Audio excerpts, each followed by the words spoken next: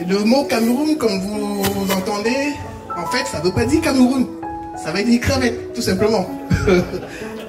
Donc, nous sommes des petits crevettes, en fait. Crevettes, parce que c'est les Portugais qui ont décidé comme ça, qu'il y avait trop de crevettes dans le fleuve du Vouri. Lorsqu'ils exploraient les côtes camerounaises de l'époque, ils ont trouvé qu'il y avait beaucoup de crevettes. Ils ont décidé d'appeler ce fleuve Rio dos Cameroes, qui signifie rivière des crevettes.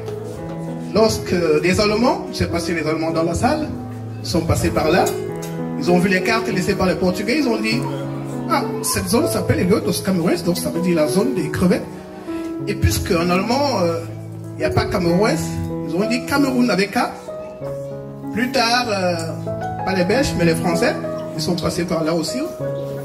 Et ils ont dit, bon, nous, ce cas-là, on ne connaît pas beaucoup. On va le transformer en Cameroun. Et c'était ABC. Voilà. Donc, nous sommes des petites crevettes. Voilà l'histoire des crevettes du nom du Cameroun. Applaudissons pour les crevettes de la salle.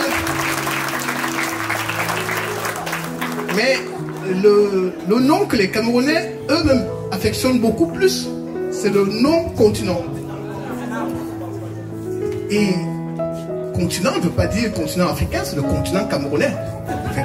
Pourquoi? Parce que ce continent, ce petit continent, regroupe en lui seul tout le continent africain.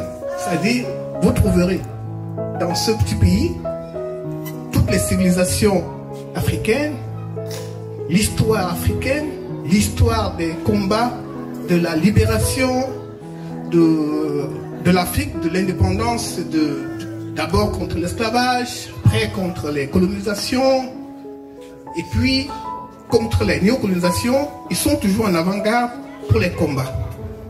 Mais ce pays est davantage appelé continent parce que c'est un pays qui est toujours hors du commun. C'est-à-dire, je ne sais pas si vous avez eu à lire Le Nègre du tramway, un géant, mais qui était au pied d'argile, c'est-à-dire qu'il ressemble en lui seul toutes les forces, mais faible en même temps. Un pays qui a tout ce qu'il faut pour être une puissance, mais fait tout pour être une impuissance. Un pays dont la jeunesse veut dominer, explorer et coloniser le monde entier, mais dont les vieillards font tout pour ce qui reste des bébés. Les caractéristiques de ce continent, il faudrait encore 2 autres volumes de livres pour vous l'expliquer.